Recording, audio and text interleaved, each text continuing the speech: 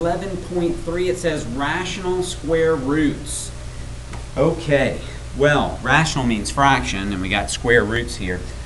But it means as opposed to irrational square roots. So I want to start off talking about this for a second. Square roots. You know the square root of 4 is equal to 2. The square root of 9 is equal to 3. Okay? The square root of 6 is equal to 2 point something, something, something, something. Okay? Whenever I take the square root of a whole number, but I don't get a whole number, that means that this value is irrational. It's like pi. It doesn't repeat, its decimal doesn't repeat, nor does it terminate. It means we can't write a fraction that equals the square root of 6. This one's rational, this one's rational, this one is irrational. Okay? Now, I'm looking at this first one here, and it says find the indicated square root. All right? So they want the negative of the square root of 324 over 729. Now the first thing I'm going to do is see if I can reduce these things. Okay? Now, I don't know what goes into both of them, but if I have a fraction inside of a square root sign, I want to see if I can reduce it. Now, 324, if I add up the digits, I'm going to get 9. So that means that 9 goes into 324. If I add up the digits of 729, I'm going to get 18, and 9 goes into that. So I know that 9 goes into both of them. So let's do this. Let's divide 324 by 9. So this is going to be negative square root 324 divided by 9 is equal to 36. So the numerator is equal to 36 times 9. Okay, the denominator, if I divide it by 729 by 9, I'm going to get 81 times 9. Okay? Now that's true, but you can see, since I've got a 9 on top and bottom, I can go ahead and cross those out, and I'm left with negative square root 36 over 81. Okay, well, you know what? It looks like I can go ahead and reduce that as well. Okay, 9 goes into both of those, so it's negative square root 4 over 9. Right? Because 9 goes into 36 and 9 goes into 81. So I'm just reducing the fraction inside there. Now I can't reduce it anymore. That's as simple as I can make the fraction. Okay? So let's look at this new problem that we've got. Alright? Negative square root 4 over 9. Now, there's something that we need to know. That whenever we have the square root of a fraction, this is equal to the square root of the numerator over the square root of the denominator. Okay? And we happen to know this, right? This is negative 2/3. And that's our answer. Okay? That's it. Looking good. Looking really good. All right? Okay. Let's see. Let's look at the next example. All right? Now, before we get started here, there's something I want to talk with you about. The square root of 9, okay? If there's nothing in front of it, that means we want the positive square root. It's called the principal square root, okay? So if we don't write anything in front of the square root of 9, that means we want 3, okay? If I have negative root 9, that means we want negative 3. But watch this. If we have x squared is equal to 9, we have to take the square root of both sides. And whenever I take the square root of a variable, I have to say what that variable could be. It could be positive 3, or it could be negative 3. Whenever I have a variable, the square root of a variable, I need to give the positive and the negative. But when I'm just dealing with the radical signs, I give the sign that they want, the one that they have out front for us. Okay? Now, there's something else I have to teach. I'll write it in a different color over here. Okay? Think about this. Do you agree that the square root of 4 times the square root of 9 is equal to, well, let's see, what is the square root of 4? It's 2. And that's times the square root of 9 is 3. And when I do 2 times 3, I get 6. But watch this. You can multiply radicals. The square root of 4 times the square root of 9 is equal to the square root of 36. Do you agree that the square root of 36 is equal to 6? Sure. Okay? Now, I can multiply square roots as long as both of them are square roots.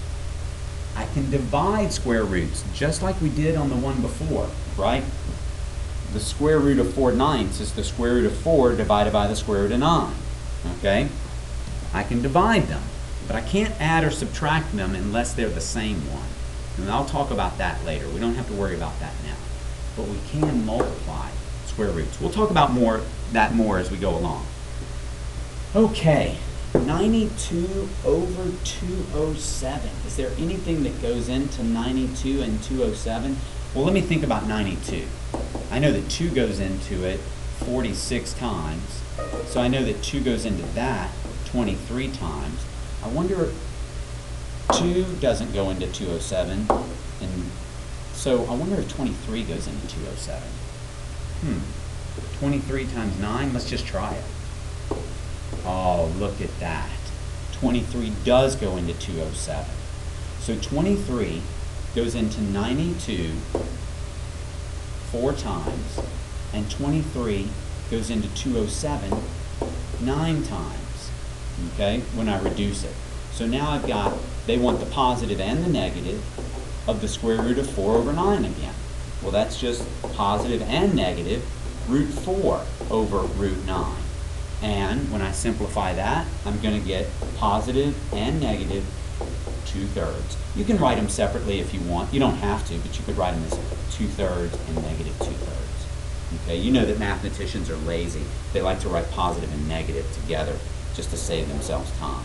Either one of those is fine though. So what we're doing, we're reducing these fractions and then we're taking the square root of their numerator and denominator. Sometimes they don't come out to pretty whole numbers, and we'll talk about that in the next section. But right now they're giving us nice pretty stuff. Okay? Let's look at the next one. Find the indicated square root. Express as a decimal. You may wish to use a calculator to check your answers. Okay, so on this one we're going to use a calculator. All right, we know that they want us to give them the negative answer, and then we're going to type it into our calculator. Now every calculator is different. The one that I'm looking at is the one that we have in class, okay? And I'm typing in the square root symbol, which is right above the 7. And then underneath the square root symbol, I'm writing 0.64, and I just hit enter. And that gives me 0.8. But remember, they wanted the negative one of it. That's it. It's that easy. It's that easy, okay? But only use the calculator when they ask you to use the calculator. You guys should practice reducing those fractions, okay? Let me go back to the example before. Remember, if you can't tell what goes into the numerator and the denominator, break them down, okay? Prime factor them. Take the small one and prime factor it and see if any of these numbers go into the big one.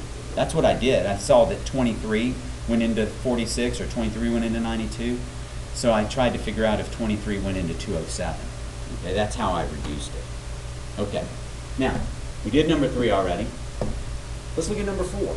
What? Evaluate. What does evaluate mean? Well, you'll remember it means to, 1, plug in, and then 2, simplify. Okay, so let's do that. It says evaluate the expression the square root of x squared, I write parentheses, minus y squared minus the square root of x, oh wait, the square root of parentheses, right?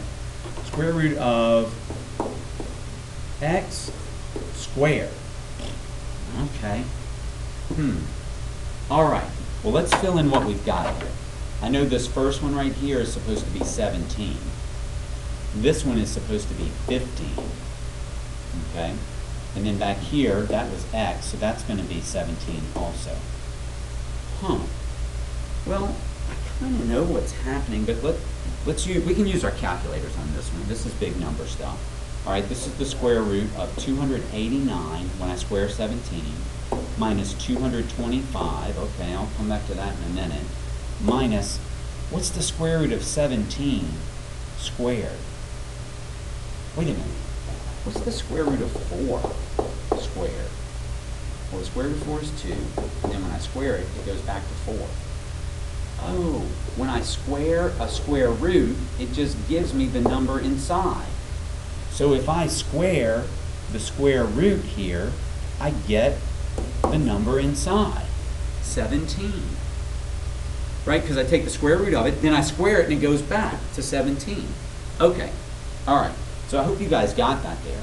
Now this is going to be the square root of 289 minus 225. That's going to give us 64. Okay? Now what's the square root of 64? Well, the square root of 64 is 8 minus 17. And that leaves us with negative 9. Now remember, guys, whenever you take the square root, then you get rid of it. When I took the square root of 64 and I wrote it as 8, I don't want them to know what the square root of 8 is. I've already dealt with the square root. Okay, I'm done with that. All right? Good. I hope you saw this part right here. Squaring a square root, they just cancel each other out. Okay? Now let's look at the next example, if there is one. Let's see. Nope, there isn't one. So that's it. This is an important idea. Squaring the square root just undoes each other. There's a square root, and when I square it, they just cancel each other out, and I get the number that was inside there. Okay? Also remember, you can multiply radicals. The square root of 2 times the square root of 8 is equal to the square root of 16, which equals 4. Nice. Okay? Let's see, what else did we know?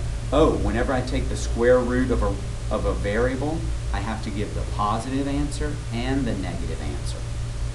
Okay? All right. I think that's it, guys. You're ready for your homework. Good luck. See you tomorrow.